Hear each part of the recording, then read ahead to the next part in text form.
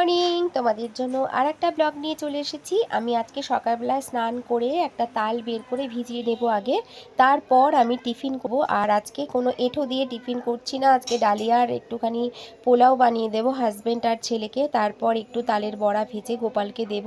মার পা ভেঙে যাওয়ার কারণে গোপালকে আমি এবছর দিতে পারিনি। আর মায়ের পা ভাঙার সাথে সাথে মায়ের শরীরটা অন্যদিকেও খারাপ হয়েছিল, এত গ্যাস অম্বল বেড়েছিল সেদিন। তো আমি আর গোপালকে কিছু করে দিতে আমার মন চায়নি, আর সময়ও পাইনি, পরিস্থিতি আমার সাথ দেয়নি। তো বৌদি যেভাবে করেছিল সেখান থেকে একটু নিয়ে আর দুটো মালপোয়া দিয়ে গোপালকে দিয়েছিলাম। ও তো আমার ঘরের সন্তান, তো ও জানে যে কিভাবে কি করতে হবে না হবে, যতটুকু যেরকমভাবে করি তো সেভাবে কিছুই ওকে দেওয়া হয়নি। আর এই দেখো তালটা আমি কিন্তু এবার ছাড়িয়ে নেব। মা যেভাবে বলেছিল সেভাবেই করছি। শ্বশুরমশাই চলে যাওয়ার পর তাল আর বাড়িতে হয় না বললেই চলে। কেন, আমার হাজব্যান্ড কিন্তু একটাও তালের বড়া খায় না, ও তালের গন্ধ সহ্যই করতে পারে না। সেই জন্য আমি আর তাল আনি না। আমিও যে খুব পছন্দ করি সেটা না, তবে মা যে তালের বড়াগুলো করতো মায়ের বকা শুনে কিন্তু অল্প অল্প খেতেই হতো। না হলে মা বলতো বছরের জিনিস খেতে হয়, নালে ভিটামিনসের অভাব হতে পারে। এই সব জিনিসগুলো করার এটাই হচ্ছে মানে যে সব কিছু খেতে হবেই। তো মায়ের বকুনিতে দাদা একটা তাল নিয়ে এসেছিলো, একটা না দুটো এনেছিল, একটা বৌদিকে দিয়েছিল, একটা আমাকে। আর আমি একটা তাল জন্মাষ্টমীর দিন কিনেছিলাম, সেটা কিন্তু নষ্ট করে ফেলেছি, মানে করতে পারিনি সময়ের অভাবে। আর এই দেখো তালের যে পাল্প সেটাকে বের করে নিয়েছি, নিয়ে কিন্তু মা যেভাবে বলেছে সেইভাবে জাল দিয়ে দেব। আর একটুখানি তালের বড়া করে কিন্তু আমি আজকেই গোপালকে একটু দিয়ে দেব। এখানে আমি সুজি দিয়ে তালের বড়া করেছি। সত্যি কথা বলতে মা জবের থেকে বিছানায় পড়েছে, তাল তো আর হচ্ছেই না। আমার বাপের বাড়িতে করলে তালের বড়া কিন্তু আমার বাড়িতে সবার আগে আসে। আর আমার ছেলে একটু পছন্দ করে, আমার হাজব্যান্ড একদমই পছন্দ করে না।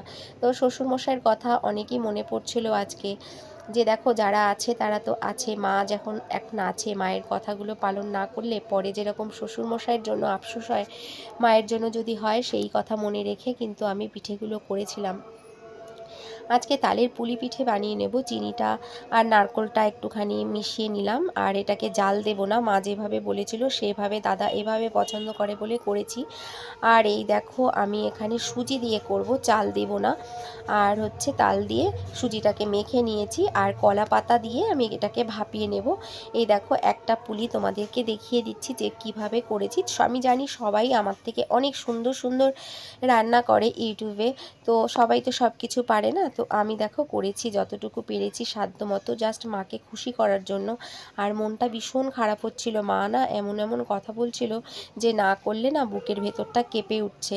গত বছর এই সময় দেখো আমার আমার শাশুড়ি মা, যেটি শাশুড়ি মা ছিল সে তো চলে গেছে, তার কথাও আজকে ভীষণ মনে পড়ছিল। আর মা যখন বলে না যে আমি থাকতে থাকতে এগুলো শিখে নে, আমি যখন থাকবো না তখন দাদাকে কিন্তু তুই করে দিবি, সেই সব কথাগুলো শুনলে না বুকের ভেতরটা যেন কেঁপে ওঠে। আর দেখো পুলি পিঠেটা কিন্তু আমি ভাপাতে বসিয়েছি, আর একটু সুজি দিয়ে তাল দিয়ে আমি দেখো কি পিঠে বানাবো বলো তো। এটা মা না করতো, এটা আমার দাদা খুব পছন্দ করে। তালের মধ্যে আমি এটাকে দিয়ে দেবো, দেখো মানে কলা পাতার মধ্যে দিয়ে এটা শুকনো খোলায় এপিট ওপিট করে জাস্ট ভেজে নিতে হবে। এটা চালের গুঁড়ো দিয়ে করে, তো আমি সুজি দিয়ে করেছিলাম, দাদারা বুঝতেও পারেনি। আর এই দেখো তৈরি করে নিয়েছি কয়েকটা, আর এটা আমি একদম শুকনো খোলায় এবার সেঁকে নেব।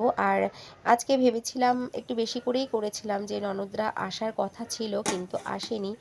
আর দেখে রেখে দিয়েছি আমার ননদের জন্য, ও দিদি যখন আসবে তখন দিদিকেও করে দেব। দিদির কথাও ভীষণই মনে পড়ে, কেন কি আমার শ্বশুর শাশুড়ি তো নেই, আমি যদি কিছুতেই কিছু না দিই তাহলে বেচারার আর খাওয়াই হয়তো হবে না। বাড়িতে যতই খাক তবুও মনটা কেমন করে, নিজের জায়গা থেকে ভেবে দেখি আর চিন্তা করি সব সময় সবারটাই। তো সব সময় হয়ে ওঠে না সব সময় সব কিছু ডেকে নিয়ে এসে করা। তো যাই হোক, যেটা দেখো এই যে আমি এখন একটা পেঁপে কেটে নেব, পাপানকে একটু দিয়ে যাব। আর পাপানের এই সময়টায় টিফিন খাওয়া হয়ে গেছে, ফলটা দিয়ে আমি আবার যাব মায়ের বাড়িতে।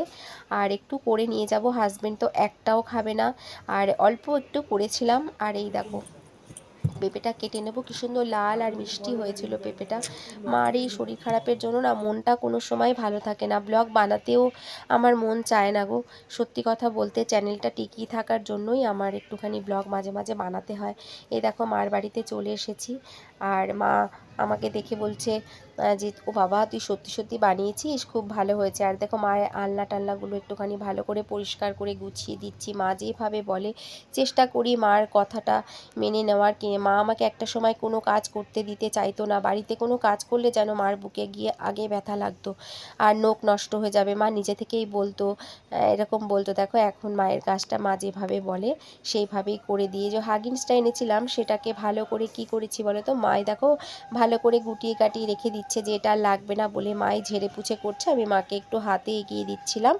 আর আমার দাদার ছেলেটার সাথে গল্প করছিলাম। দেখো ওর কথাগুলো তোমাদের তোলাতে পারিনি, মানে শোনাতে পারলাম না। ও যে আমার বাবু তার অনেক কিছু প্রমাণ দিচ্ছিল। তো দাদা আর আমি মনে মনে বিশ্বাস করি সত্যিই ও আমার বাবু ফিরে এসেছে।